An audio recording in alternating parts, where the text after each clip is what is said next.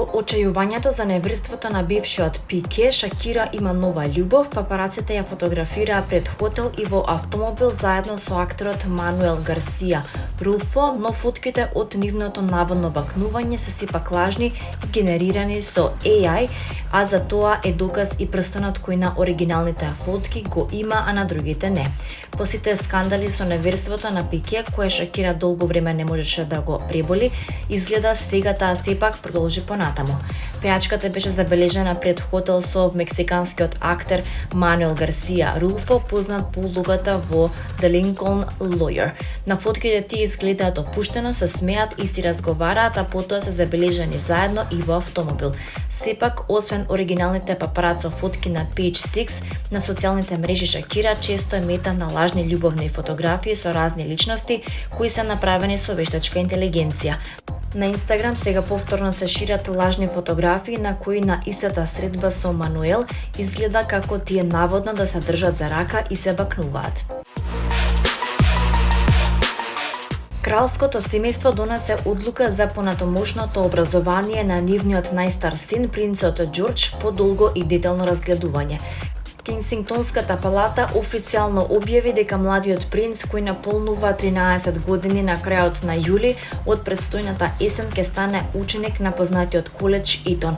Ова елитно училиште за момчиња е познато по своите екстремно високи трошоци, па годишните трошоци за образование тамо достигнуваат дури 63.000 фунти или околу 72.865 евра. Принцот и принцесата од Велс ја продолжија традицијата со донесувањето на ова одлука со оглед на тоа што принцот Вилијам го скрши мразот како прв член на кралското семејство што го посетуваше коледжот во 95-та година, а 3 години подоцна му се придружи и неговиот брат принцот Хари. Пред да го направат конечниот избор, Кейт Мидлтон и нејзиниот сопруг посетија неколку престижни институции, вклучувајќи го и коледжот Марлборо, средното училиште во кое некогаш учела и самата принцеза.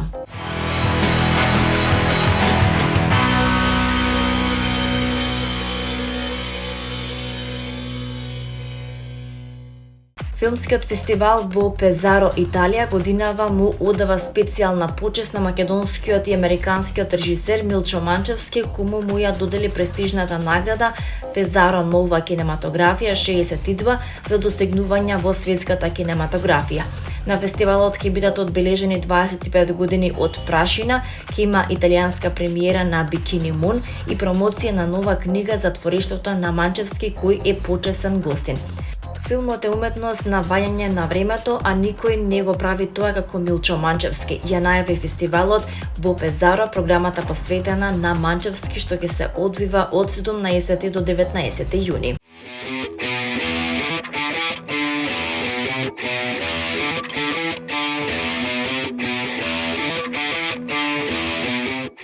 По неколку години посветена работа и постепено градење на својата музичка кариера, Христијан Настевски Пајак вчера го оствари еден од своите најголеми соништа, официјално објавувајќи го деби албумот 2000 и некоја.